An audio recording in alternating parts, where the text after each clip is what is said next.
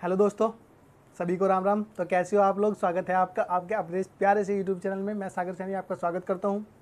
आज का जो सेशन होने वाला है, देखिए हमने राष्ट्रपति के बारे में देखा था और राष्ट्रपति के अंतर्गत जो हमने देखा था वो क्या क्या हमने देख लिया था कि आर्टिकल 52 के तहत कि भारत का एक राष्ट्रपति होगा। उसके बाद उसके जो निर्वाचक मंडल होगा वो देखा था। उसके बाद निर्वाचन की रीति, इसके बारे में भी देखा था। और इसके बाद हमने देखा था सर उसकी योग्यताएँ, उसकी शपथ के बारे में, और यदि उसके पद में अचानक से कोई रिक्ति हो जाए तो उसका पद कौन संभालेगा, इसके बारे में, उसकी सेवा शर्तों के बारे में। ठीक है, इस प्रकार की सभी चीज़ें हमने देख ली थी।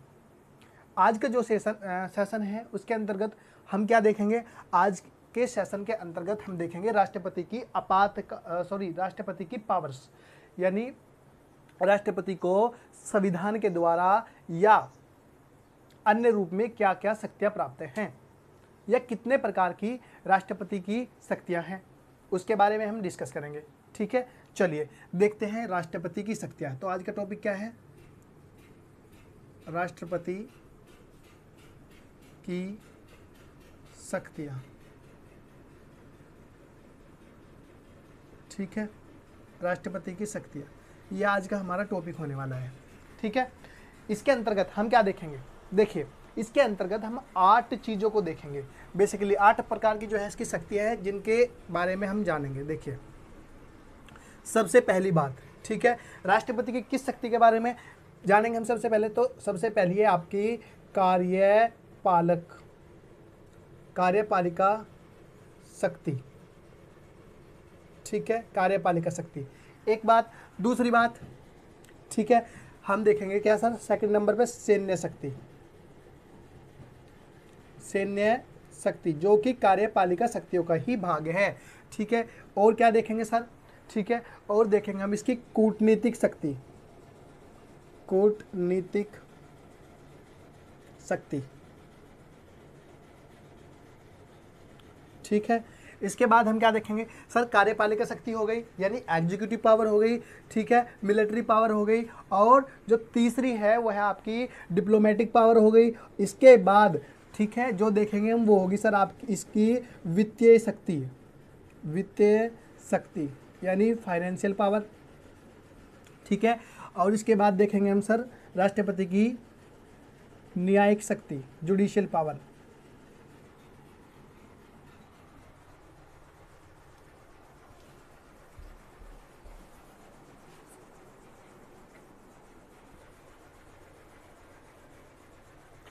चलो, इसके बाद देखेंगे हम क्या सर? न्यायिक शक्ति।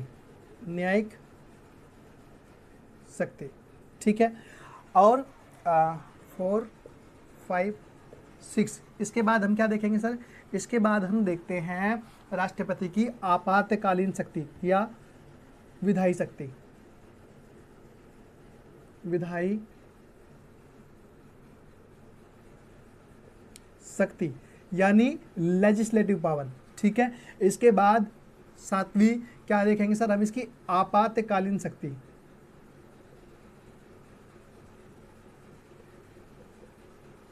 ठीक है, और अंत में देखेंगे हम क्या सर? इसकी विवेकाधीन शक्तियां।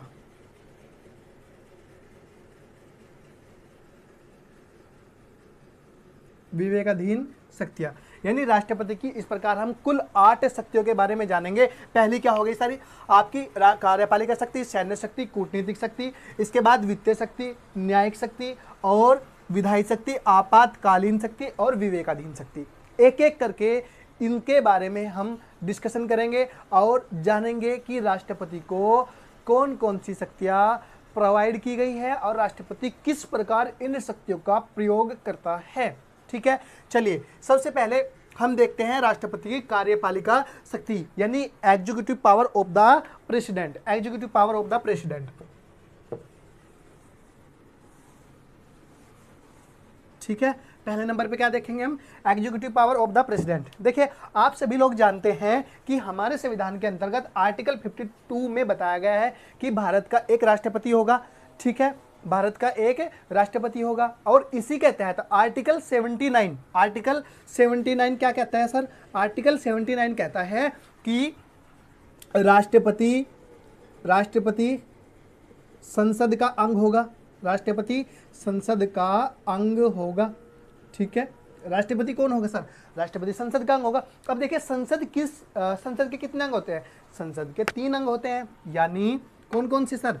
ठीक है, मान लो ये हो गया आपका संसद, ठीक है, तो इसके कितने अंग होते हैं? तो एक होता है आपका राज्यसभा, एक होता है आपका लोकसभा और एक होता है आपका राष्ट्रपति, ठीक है। यानी संसद के कितने अंग होते हैं? संसद के 3 अंग होते हैं, ठीक है। अब आप ध्यान दीजिएगा, ठीक है, संसद के ये दोनों अंग, ठीक है, राज्यसभा और लोकसभा, ये कैसी शक्ति होती है सर? ये होती है विधायी, ठीक है। ये क्या है सर? यह होती है विधायिका आपकी, ये क्या होगी सर? विधायिका, ठीक है। और राष्ट्रपति क्या है? कार्यपालिका, यानी राष्ट्र किसका पार्ट है? कार्यपालिका का। हमने अपनी पहली वीडियो के अंतर्गत आपको बताया था कि राष्ट्रपति क्या है? राष्ट्रपति संघ की कार्यपालिका, ठीक है, के अंतर्गत आता है, जिसके अंतर्गत हमने 5 पदों के बारे में बताया था, ठीक है। कौन कौन से थे सर? जिसके अंतर्गत थे राष्ट्रपति, उपराष्ट्रपति, प्रधानमंत्री, मंत्री परिषद और अटॉर्नी जनरल ऑफ इंडिया, यानी भारत का महान्यायवादी। इसके बारे में हमने देखा था, ठीक है। और यहाँ पर हम क्या देख रहे हैं? यहाँ पर हम देख रहे हैं कि जो राष्ट्रपति है वो क्या है? कार्यपालिका का प्रमुख है। यानी हमने देखा कि संसद किससे मिलकर बन रही? तो राष्ट्रपति और लोकसभा, राज्यसभा, यानी कार्यपालिका और विधायिका का कॉम्बिनेशन है क्या? संसद। तो इसी करके हमारे राष्ट्रपति को, ठीक है, कुछ पावर्स प्रदान की गई है, ठीक है। अच्छा, वे पावर्स कौन कौन सी है? सबसे पहले देखते हैं। हम कार्यपालिका शक्ति के बारे में बात कर रहे थे, ठीक है। तो कार्यपालिका शक्ति क्या कहती है? ठीक है, तो कार्यपालिका शक्तियों के बारे में बताया गया है हमारे संविधान के अंतर्गत। हमारे संविधान का आर्टिकल 52 क्या कहता है? आर्टिकल 52 कहता है कि भारत का एक राष्ट्रपति होगा। आर्टिकल 53 क्या कहता है? देखिए, आर्टिकल 53 क्या कहता है? आर्टिकल 53 कहता है कि राष्ट्रपति क्या होगा? संघ की कार्यपालिका का प्रधान होगा, ठीक है। राष्ट्रपति क्या होगा? राष्ट्रपति संघ की कार्यपालिका का प्रधान होगा। अच्छा, इसका मतलब क्या हुआ? संघ की कार्यपालिका का हेड है। इसका मतलब क्या है? इसका मतलब है कि संघ की कार्यपालिका शक्ति राष्ट्रपति में निहित होगी, ठीक है। यानी संघ की कार्यपालिका शक्ति किसमें निहित है? राष्ट्रपति में, ठीक है। शक्तियों के बारे में पढ़ रहे भाई हम। अच्छा, अब राष्ट्रपति, एक बात और लिख दी गई हमारे संविधान में, लिख दिया गया आर्टिकल 53 में कि राष्ट्रपति, ठीक है, इन शक्तियों का प्रयोग, ठीक है, यानी ये क्या कह रहा है? इसका मतलब क्या होगा? अर्थात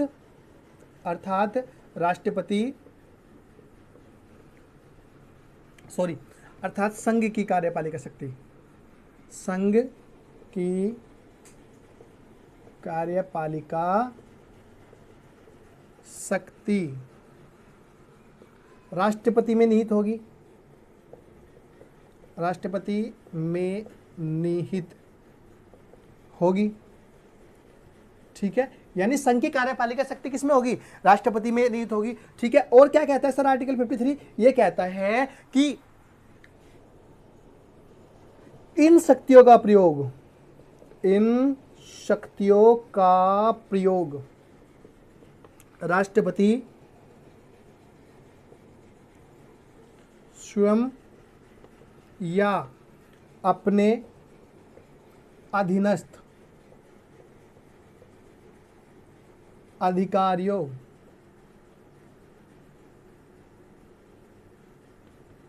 ठीक है, स्वयं या अपने अधीनस्थ अधिकारियों के माध्यम से करेगा, ठीक है।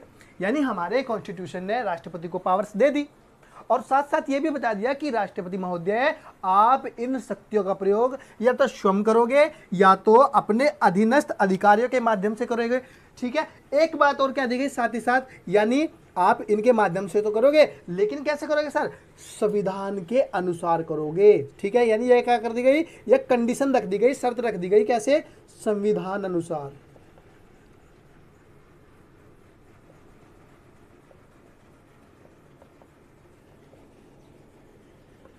ठीक है, आप इन शक्तियों का प्रयोग कैसे करोगे? तो संविधान के अनुसार करोगे। ठीक है, अब इसका मतलब हुआ कि हमारे संविधान में कोई प्रोविजंस ऐसा किया गया है, कोई प्रावधान ऐसा किया गया है जिसके अंतर्गत, ठीक है, क्या बताया गया है कि राष्ट्रपति अपनी शक्तियों का प्रयोग कैसे करेगा। ठीक है, तो हाँ किया गया है। इसके लिए हमारे संविधान में बनाया गया है क्या?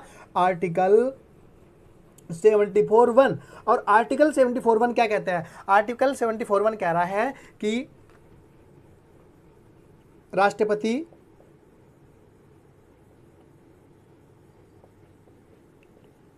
को सहायता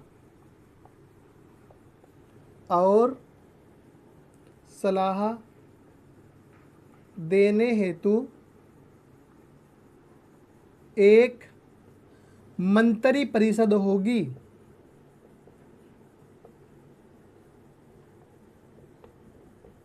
ठीक है, एक मंत्री परिषद होगी और जिसका प्रधानमंत्री होगा। ठीक है, कौन होगा सर? प्रधानमंत्री होगा।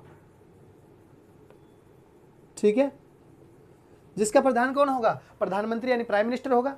ठीक है, इसका मतलब क्या होगा? इसका मतलब होगा कि राष्ट्रपति या तो प्रधानमंत्री या तो मंत्री परिषद की सलाह के अनुसार कार्य करेगा। ठीक है, इसका मतलब ये होगा। ठीक है, क्या होगा कि राष्ट्रपति या तो प्रधानमंत्री की सहायता से या तो मंत्री परिषद की सलाह मतलब प्रधानमंत्री की सलाह, ठीक है, के अनुसार कार्य करेगा। ठीक है, चलिए, क्यों? क्योंकि हमारे यहाँ क्या अपनाया गया है? सामूहिक उत्तरदायित्व का सिद्धांत अपनाया गया है। अच्छा, एक बात और ध्यान दीजिएगा, अब यहाँ पर ये चीज क्लियर नहीं है कि जो ये सलाह दी गई है, ठीक है, क्या ये बाध्यकारी है? ठीक है, अब यहाँ पर ये मतलब मूल संविधान में देखने से क्लियर नहीं होता कि ये जो सलाह है ये बाध्यकारी है अथवा नहीं। बाध्यकारी है। ठीक है, ये क्वेश्चन पैदा हुआ। ठीक है, अब इसका सॉल्यूशन कब मिलता है? इसका समाधान कब मिलता है? जब 1975 में 25 जून 1975 में इंदिरा गांधी ने क्या किया? तीसरा आपातकाल आंतरिक अशांति के आधार पर लगा दिया। ठीक है, तीसरा आपातकाल जब आंतरिक अशांति के आधार पर इंदिरा गांधी ने लगाने की घोषणा की, तो उस समय क्या हुआ? उस समय 25 जून को बेसिकली घोषणा की गई थी। उस समय क्या कहा गया? उस समय जो राष्ट्रपति थे तो राष्ट्रपति थे उस समय फखरुद्दीन अली अहमद। तो फखरुद्दीन अली अहमद से इंदिरा गांधी ने कहा कि अहमद क्या करो, राष्ट्रीय आपातकाल लगा दो। अब अहमद ने कहा मैडम किस आधार पर लगाओ? तो इंदिरा गांधी कहने लगी कि भाई एक काम करो, आंतरिक अशांति के आधार पर लगा दो। अब अहमद बोल रहे कि भाई ऐसी तो कोई परिस्थिति देश में दिख नहीं रही आंतरिक अशांति जैसी, ना कोई संभावना है, फिर कैसे लगा दे? तो यह बात इंदिरा गांधी को अच्छी नहीं लगी। हालांकि आपातकाल लगाया गया, लेकिन ये बात इंदिरा गांधी को अच्छी नहीं लगी और इंदिरा गांधी ने क्या किया? इंदिरा गांधी ने संविधान में 42वां संविधान संशोधन किया। क्या हुआ? 42वां संविधान संशोधन।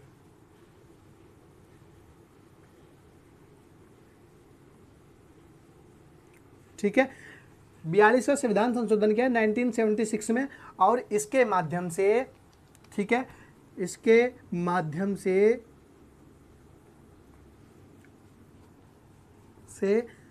राष्ट्रपति को दी गई सलाह को बाध्यकारी बना दिया।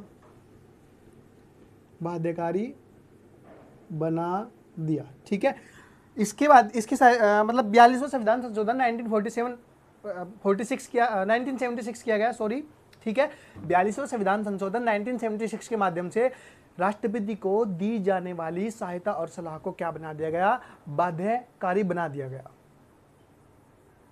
ठीक है, इसके बाद क्या होता है? इसके बाद हो जाते हैं सर 1977 में चुनाव, और सरकार बनती है जनता पार्टी की, प्रधानमंत्री बनते हैं मोरारजी देसाई। मोरारजी देसाई ने क्या किया, मोरारजी देसाई ने राष्ट्रपति को के ऊपर लगाई गई इस बाध्यता को क्या किया, कुछ कम कर दिया। और क्या किया, संविधान में 44वां संविधान संशोधन किया। 44वां संविधान संशोधन, 44वां संविधान संशोधन कब किया, 1978 में। ठीक है, 1978 में मोरारजी देसाई की गवर्नमेंट ने 44वां संविधान संशोधन किया, जिसके माध्यम से राष्ट्रपति को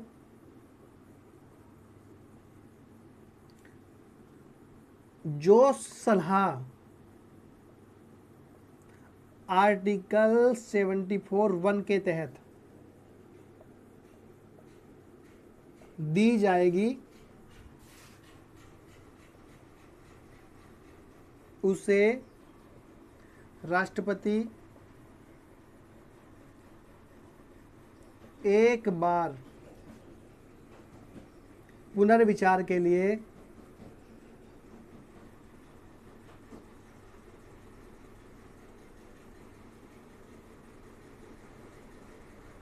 लौटा सकता है।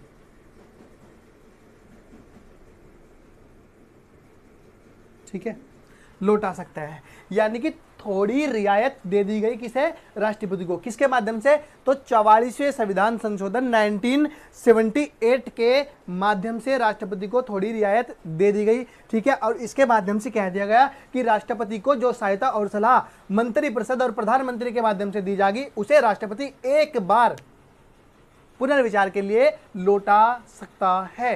ठीक है, अच्छा, अब यहां पर एक क्वेश्चन पैदा हुआ कि राष्ट्रपति को जो दी जाने वाली सलाह है क्या ये लिखित होगी या मौखिक होगी।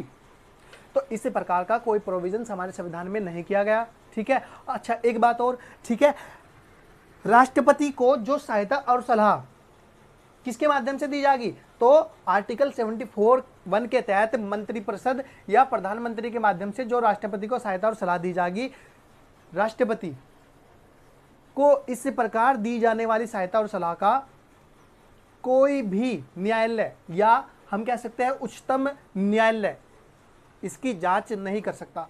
अच्छा, क्यों नहीं कर सकता, क्योंकि कभी कभी क्या होता है, कभी कभी मंत्रिपरिषद, ठीक है, राष्ट्रपति को गोपनीयता की सलाह भी दे देती है। अब यदि ये मामला न्यायालय में गया तो क्या होगा, तो मामला सार्वजनिक हो जाएगा। ठीक है, तो इसलिए न्यायालय इस सलाह की जांच नहीं कर सकता। ठीक है, यानी ये न्यायालय की जांच योग्य या जांच के दायरे में नहीं आता। बात क्लियर होगी। ठीक है, तो ये था राष्ट्रपति कार्यपालिका शक्ति के तहत एक आर्टिकल जो था आर्टिकल 53। ठीक है, चलिए अब देखते हैं सर इसके आगे। ठीक है, आर्टिकल 53 के तहत आपने देख लिया कि जो पावर्स दी गई है उनका प्रयोग कैसे करेगा। ठीक है, अब आगे देखते हैं सर नेक्स्ट।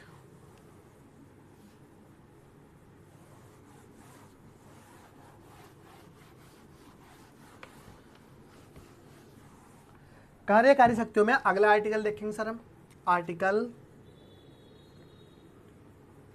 73। ठीक है, इसके अंतर्गत क्या बताया गया है, इसके अंतर्गत बताया गया है कि राष्ट्रपति को जो पावर्स दी गई है या राष्ट्रपति संघ की कार्यपालिका का प्रधान होने के नाते राष्ट्रपति को गवर्नमेंट चलाने की यानी सरकार चलाने की शक्ति कहाँ या शक्ति का उसका दायरा क्या है। ठीक है, या हम कह सकते हैं कि इसे कहते हैं हम कार्यपालिका शक्ति का ठीक है विस्तार। ठीक है, ठीक है, संघ की कार्यपालिका शक्ति का क्या है सर, विस्तार। ठीक है, संघ की कार्यपालिका शक्ति का विस्तार। ठीक है, आर्टिकल कौन सा है सर, आर्टिकल है 73। क्या कहता है आर्टिकल 73, बेसिकली आर्टिकल 73 कहता है कि राष्ट्रपति को केवल उन्हीं विषयों पर सरकार चलाने की शक्ति है जिन विषयों पर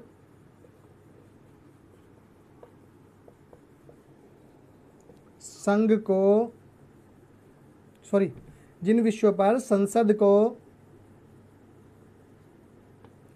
क्या है, कानून बनाने का अधिकार है।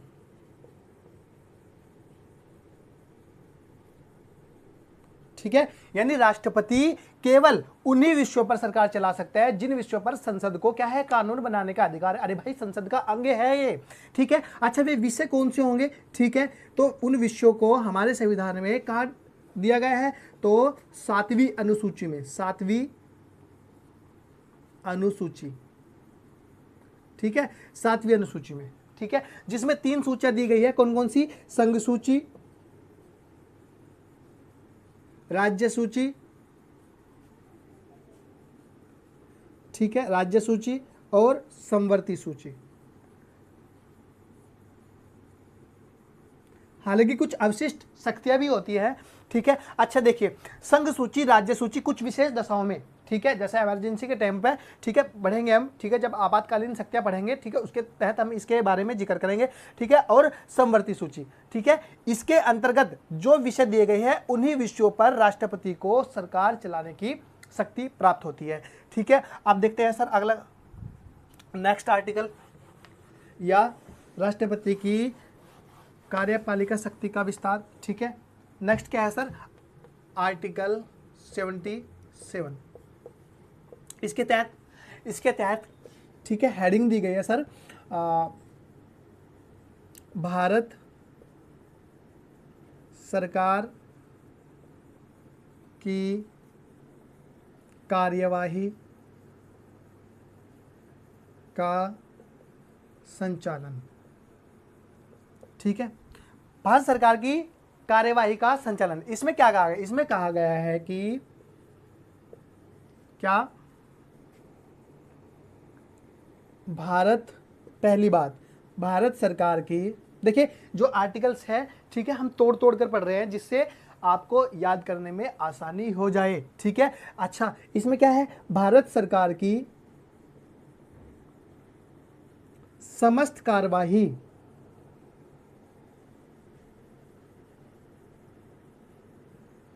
राष्ट्रपति के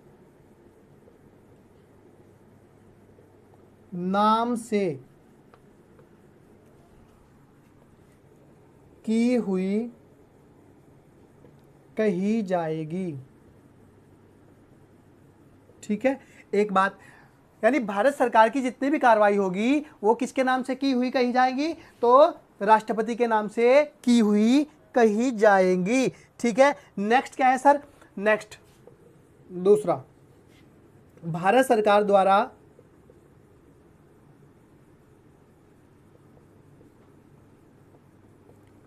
भारत सरकार द्वारा जारी आदेशों आदि को कैसे प्रमाणित किया जाएगा?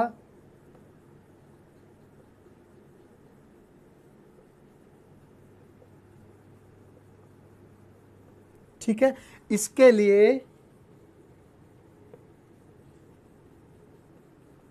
राष्ट्रपति नियम बनाएगा।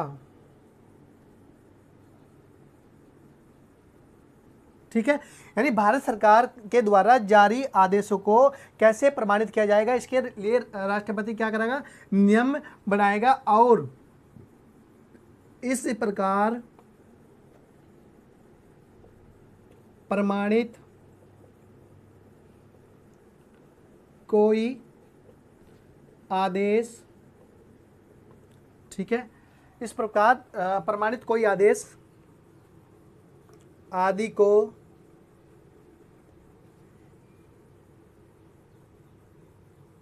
इसलिए चुनौती नहीं दी जाएगी कि वह राष्ट्रपति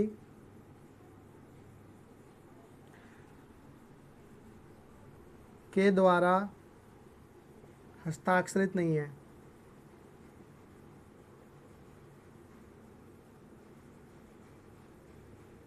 ठीक है।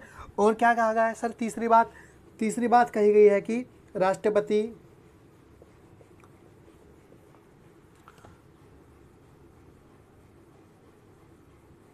भारत सरकार की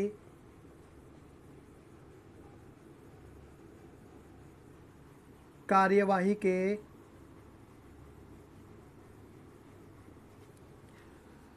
सरल संचालन के लिए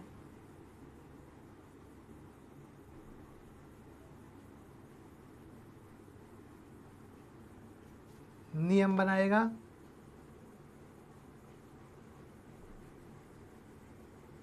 और मंत्रियों के मध्य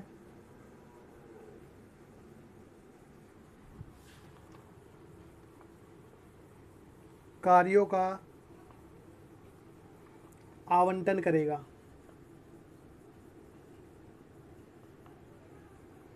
ठीक है, आवंटन करेगा। ठीक है, तो ये कहता है आर्टिकल 77। क्या कह रहा है आर्टिकल 77?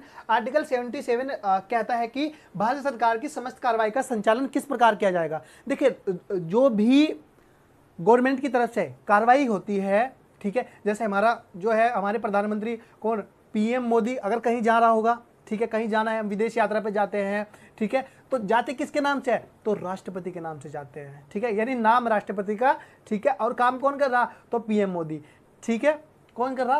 पीएम, हमारे प्रधानमंत्री महोदय, ठीक है, माननीय प्रधानमंत्री ऐसा कार्य करते हैं कि नाम किसके नाम से? राष्ट्रपति के नाम से जा रहे। दूसरी बात,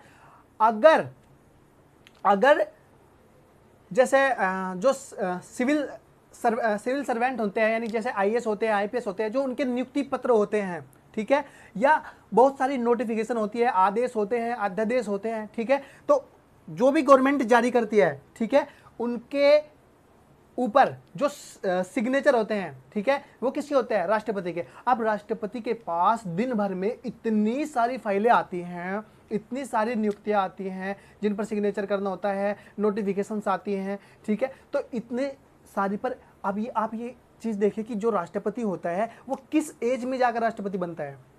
ठीक है, अब इतनी बड़ी एज का इतना बुजुर्ग व्यक्ति, ठीक है, इतना बुजुर्ग व्यक्ति क्या इतनी फाइलों पर सिग्नेचर कर पाएगा? ठीक है, क्या इतनी फाइलों को पढ़ पाएगा? ठीक है, तो इसके लिए क्या करते हैं? इसके लिए राष्ट्रपति के नाम से क्या मोहर बनाई जाती है और वो मोहर उस पर मार दी जाती है, और उसमें कह दिया गया कि राष्ट्रपति इसके लिए क्या बनाएगा? नियम बनाएगा, और इस प्रकार प्रमाणित कोई भी आदेश, किस प्रकार? मोहर आदि के माध्यम से, ठीक है, जो भी आदेश प्रमाणित किया जाएगा उसे इसलिए चुनौती नहीं दी जाएगी कि वह राष्ट्रपति के द्वारा हस्ताक्षरित नहीं है, बल्कि उसे क्या माना जाएगा कि ये राष्ट्रपति के द्वारा ही हस्ताक्षरित है। बात क्लियर होगी। इसके बाद अगला कह रहा है कि राष्ट्रपति भारत सरकार की कार्रवाई के सरल संचालन के लिए नियम बनाएगा और मंत्रियों के मध्य कार्यों का आवंटन करेगा। कार्यों का आवंटन वैसे करेगा, ठीक है, ये हमारे संविधान में लिख दिया गया है, लेकिन व्यवहार में कौन करता है? व्यवहार में ये कार्य कैबिनेट सचिवालय करता है। अच्छा, कैबिनेट सचिवालय क्या है? कैबिनेट सचिवालय गवर्नमेंट का सबसे बड़ा प्रशासनिक कार्यालय होता है।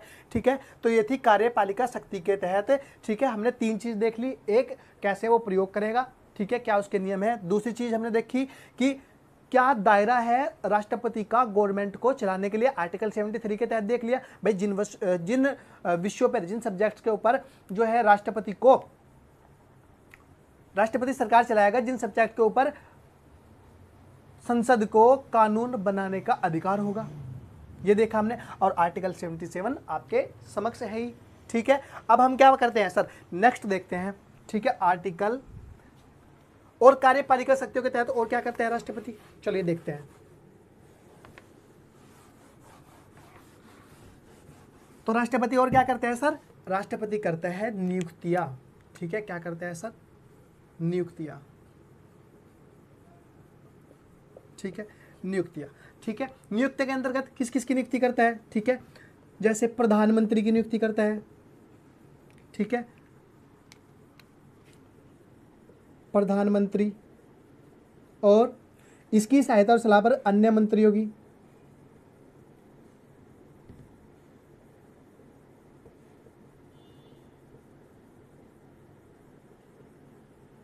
और सुप्रीम कोर्ट के जज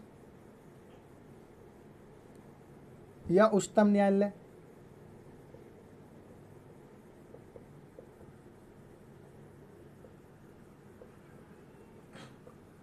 और उच्च न्यायालय,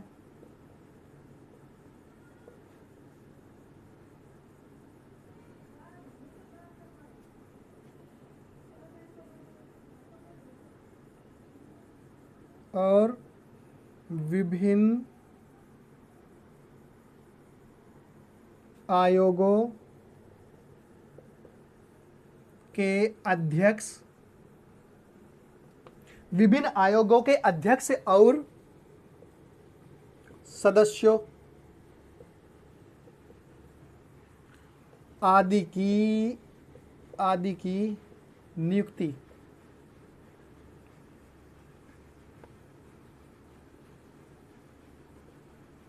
करता है। ठीक है, करता है कौन? राष्ट्रपति। ठीक है, तो दोस्तों ये देख लिया हमने क्या, राष्ट्रपति की कार्यपालिका शक्तियाँ। ठीक है, राष्ट्रपति की कार्यपालिका शक्तियों के तहत हमने ये देख लिया। अब हम देखते हैं राष्ट्रपति की सैन्य शक्तियाँ। ठीक है, चलिए सेकंड नंबर पर हम क्या देखते हैं सर? राष्ट्रपति की सैन्य शक्ति। ठीक है, राष्ट्रपति की सैन्य शक्ति।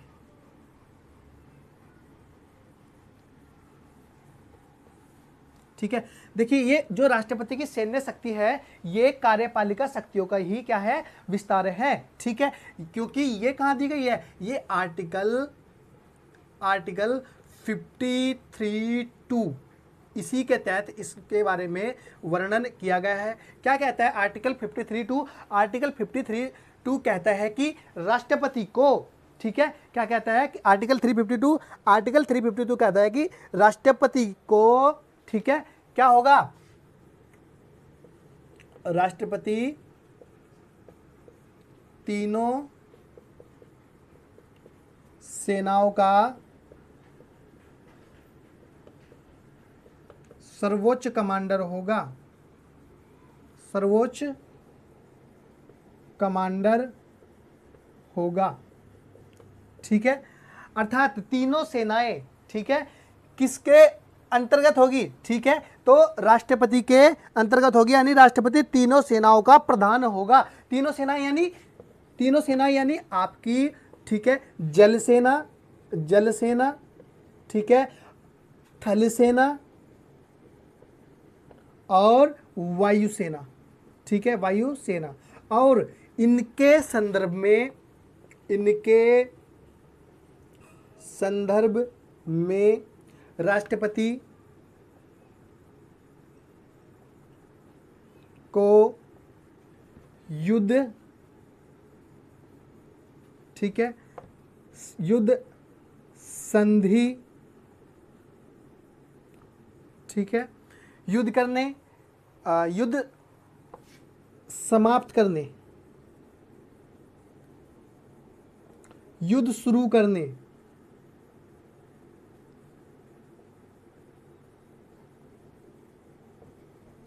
और संधि करने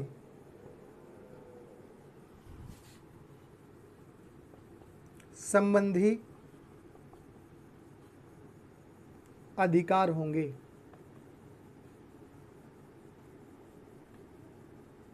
ठीक है, अधिकार होंगे किसके पास? राष्ट्रपति के, तीनों सेनाओं से संबंधित, ठीक है, अधिकार होंगे। लेकिन राष्ट्रपति इन अधिकारों का प्रयोग किसके माध्यम से करेगा?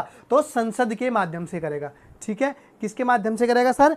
संसद के माध्यम से करेगा। संसद द्वारा बनाए गए कानून के अनुसार मंत्रिपरिषद की सलाह पर राष्ट्रपति अपनी सैन्य शक्तियों का प्रयोग करेगा।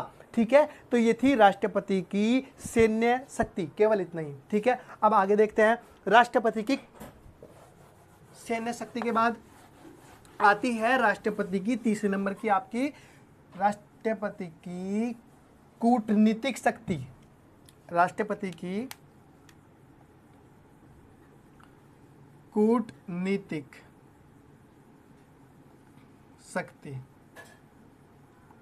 कूटनीतिक शक्ति, ठीक है, यानी diplomatic power of the president, ठीक है। इसके अंतर्गत हम देखिए डिप्लोमेटिक पावर जो है या कूटनीतिक शक्ति जो है, इनका वर्णन संविधान के अंतर्गत नहीं किया गया है, ठीक है, इनका वर्णन संविधान के अंतर्गत नहीं किया गया है, ठीक है। चलिए देखते हैं हम क्या होती है राष्ट्रपति की कूटनीतिक शक्तियां, ठीक है। तो क्या होती है, दूसरे देशों से,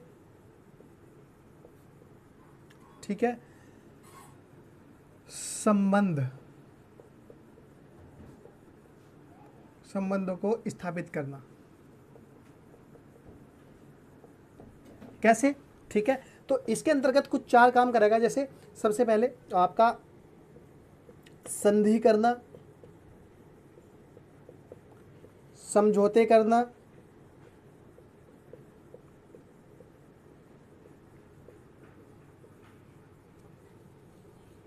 दूसरे देशों के राजदूत अपने देश में नियुक्त करना,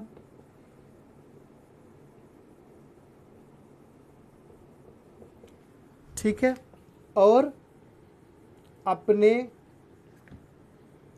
देश के राजदूत दूसरे देशों में नियुक्त करना,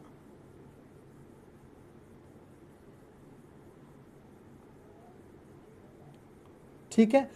तो ये थी राष्ट्रपति की कूटनीतिक शक्तियां यानी डिप्लोमेटिक पावर, ठीक है। चलिए अब आगे देखते हैं सर हम, ठीक है। अगला जो है अगली शक्ति राष्ट्रपति की वित्तीय शक्ति, राष्ट्रपति की वित्तीय शक्ति,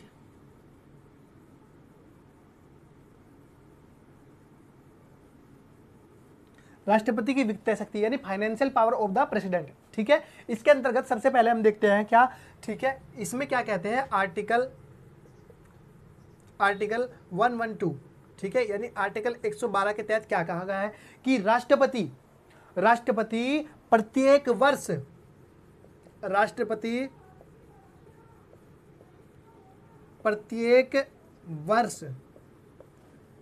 का, ठीक है, यह राष्ट्रपति प्रत्येक वर्ष सरकार का,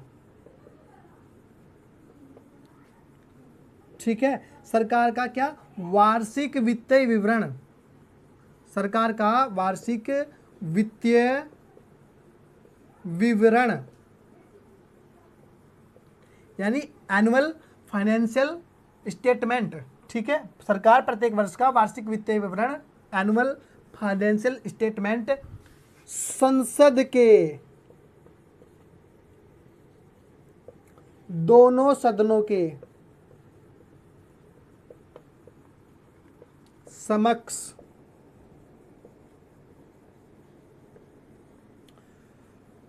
रखवाएगा, ठीक है। कौन रखवाएगा, राष्ट्रपति, ठीक है।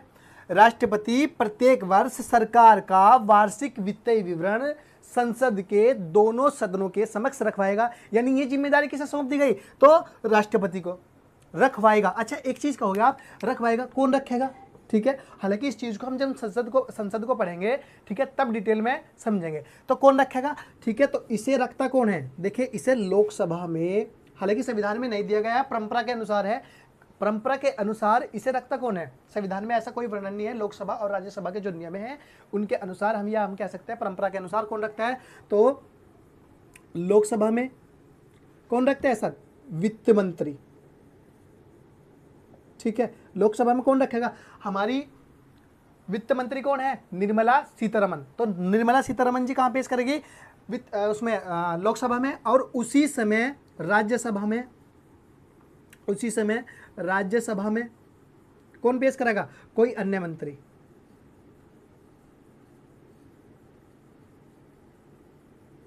ठीक है, कोई अंत मंत्री पेश करेगा। अच्छा, जो वार्षिक वित्तीय विवरण हो, ठीक है, इसे आम बोलचाल में क्या कहते हैं? इसे आम बोलचाल में कहते हैं हम बजट। क्या कहते हैं सर? बजट। ठीक है, बजट। लेकिन संविधान में बजट शब्द का कोई प्रयोग नहीं किया गया है। ठीक है, इस बात का ध्यान रखिएगा। ठीक है, किस वर्ड का प्रयोग है? वार्षिक वित्तीय विवरण। ठीक है, जो बजट जो है ये बेसिकली फ्रांसीसी शब्द है। ठीक है, जिसके बारे में हम डिटेल में बजट के बारे में जानेंगे। बजट कैसे पारित होता है, किन किन चरणों में से होकर गुजरता है।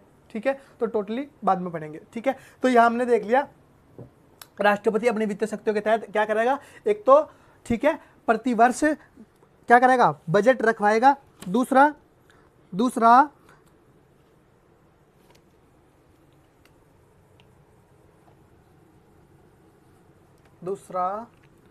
और क्या करेगा राष्ट्रपति? Just wait.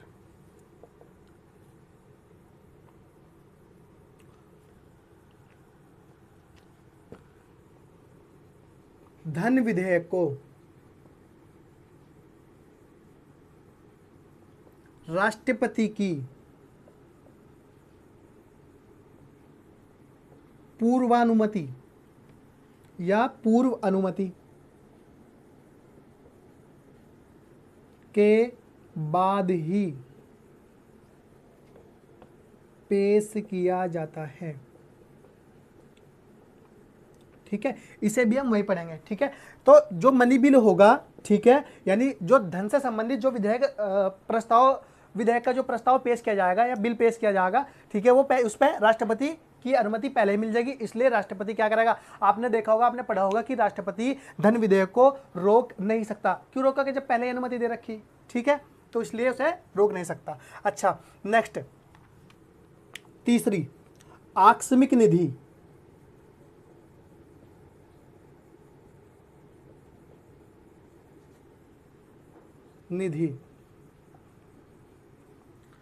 राष्ट्रपति के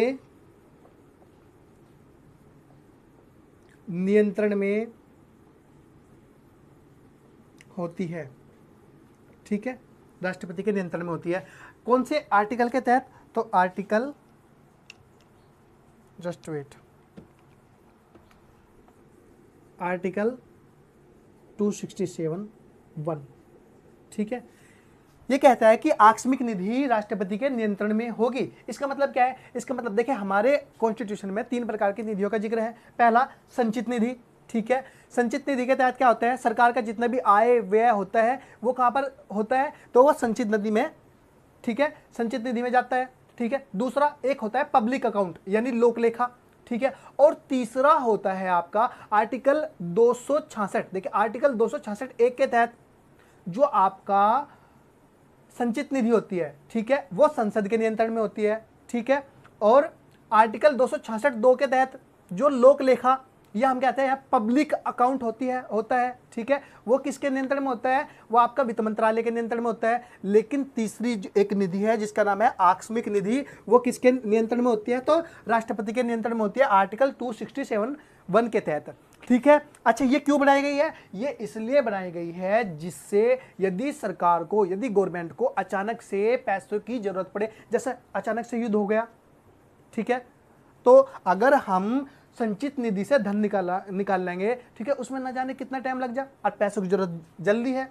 ठीक है, तो ये किसके कंट्रोल में कर दी गई? इसलिए ये राष्ट्रपति के कंट्रोल में कर दी गई। यानी अचानक से इमरजेंसी फंड, ठीक है, इमरजेंसी तरीके से, या इमरजेंसी यदि पैसों की आवश्यकता होती है, जैसे कोई आपदा आ गई, अचानक से युद्ध होगा, ठीक है, और पैसों की आवश्यकता है, ठीक है, तो तब क्या करेगी गवर्नमेंट? तब गवर्नमेंट इस निधि से धन निकाल लेती है। ठीक है, तो ये थी आकस्मिक निधि। यानी अब हमने क्या क्लियर, यहाँ पे ये भी क्लियर होगी आपकी राष्ट्रपति की वित्तीय शक्ति। Financial power of the president भी क्लियर हो चुका है। अब हम नेक्स्ट, तो देखिए आज के क्लास को यहीं पर समाप्त करते हैं। ठीक है, तब तक के लिए मिलते हैं अगली क्लास में। तब तक के लिए धन्यवाद। अगर वीडियो पसंद आई तो प्लीज़ चैनल को सब्सक्राइब करना और वीडियो को लाइक करना और कमेंट में बताना यदि कोई कमी रह गई हो तो इसके लिए। ठीक है, धन्यवाद।